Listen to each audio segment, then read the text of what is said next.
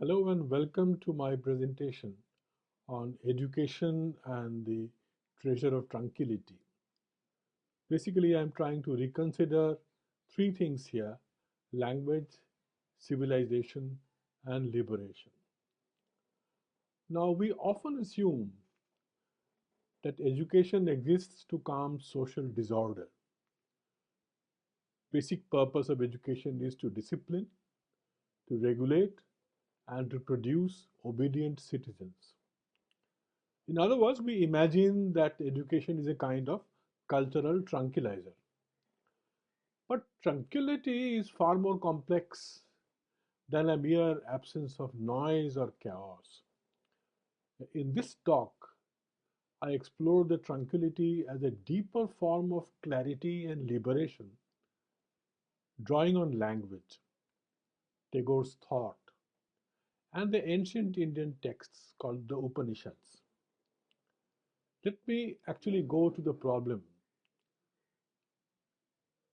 Often on, tranquility is mistaken for sedation or emotional dullness.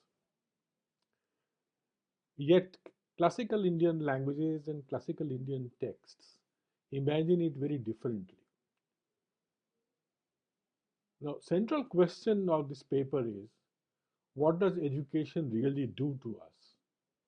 Does it pacify us or can it free us? Let us begin from language. In my language, which is Bangla, and also in Sanskrit, there are several words for tranquility. Each word has its own nuance. So let's look at the common words like Shanti, which means peace or harmony, Prasada, which implies very serene clarity. There's a medical word called Upashama, which suggests subsiding of turbulence. And then there is Akshobha, which means an unshakable calm, a state of inner resilience. Now, contrast these words with the English word tranquilizer, which is basically a sedative drug. We all know that. Now, tranquility as inner awakening versus tranquility as external suppression. This is the main theme of the whole discussion that we have here. The linguistic insight sets the stage for rethinking about what we do in education or what we do with education or what education does for us. Now, modern schooling, a lot of people think, is aimed to control rather than liberate. It imposes order, regulates behavior, and what they say is reduces wildness. The wildness that societies fear is something which must not be allowed to grow. In this limited model, tranquility is what happens when individual impulses are subdued. And this approach may create stability, but rarely creates any understanding. Now, it may reduce noise, but it does not produce any meaning. In this model, education becomes a tranquilizer, something administered from outside to pacify society. But this is only one way of imagining education. Tagore offers an alternative model.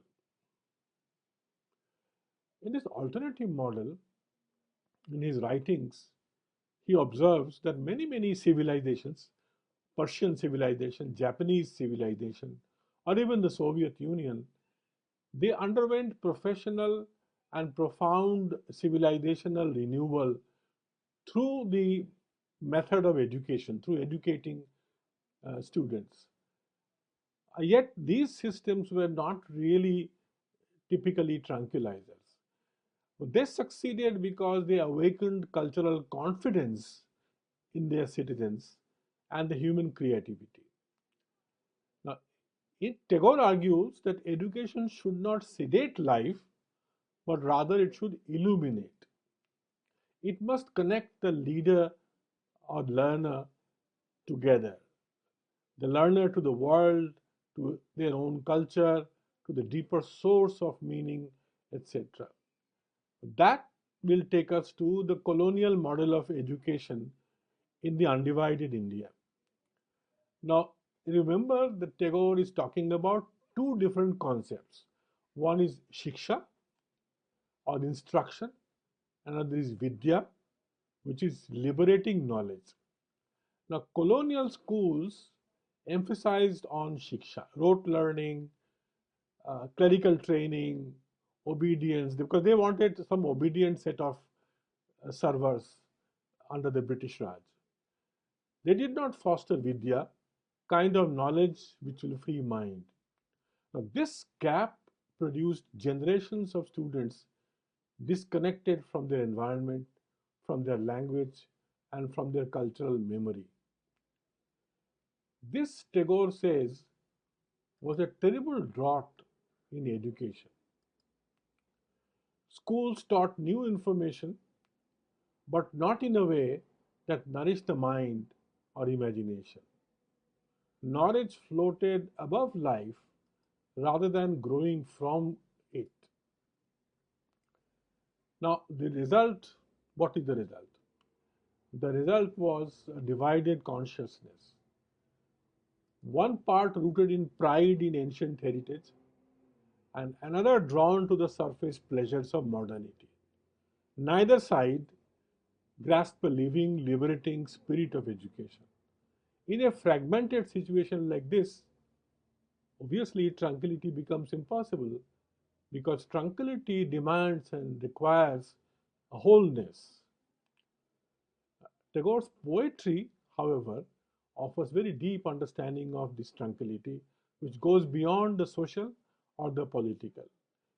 In several poems from his anthologies, uh, Pulinga, Parishesh, Utsarga, or Yatri, he talks about two kinds of pieces, the small piece and the big, great piece. The small piece comes from where? From comfort, routine, absence of any kind of conflict, which is fragile and which is very easily disturbed. The great peace arises from confronting reality directly, from accepting impermanence, from accepting loss and truth. This peace is not passive. It demands courage, imagination, and clarity. Tagore's poems show that tranquility is not an escape from life, but a very deeper engagement with life.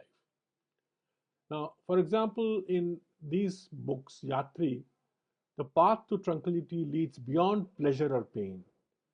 Or in Utsarga, there is an island of peace which appear among storms, revealing moments of insight. In Spulinga, he is talking about peace traveling with the seeker beyond life and death. And in Parishesh, he speaks of Mahashanti, the great primordial peace at the beginning and end of all journeys. This is something which is also very close to the Upanishadic ideas of Bhūmā, the vast plenitude beyond the reach of speech and mind, what Wittgenstein is talking about beyond language into the silence. Now, across all these traditions, linguistic tradition, Tagorean tradition, poetic tradition, and Upanishadic tradition, a single theme emerges: education, which liberates when it leads us towards wholeness, courage, insight, and truth. To conclude, education is often imagined as a means to manage society, to produce order where there is chaos. But tranquility, as I understood in Indian thought and Tagore's work, is far more profound.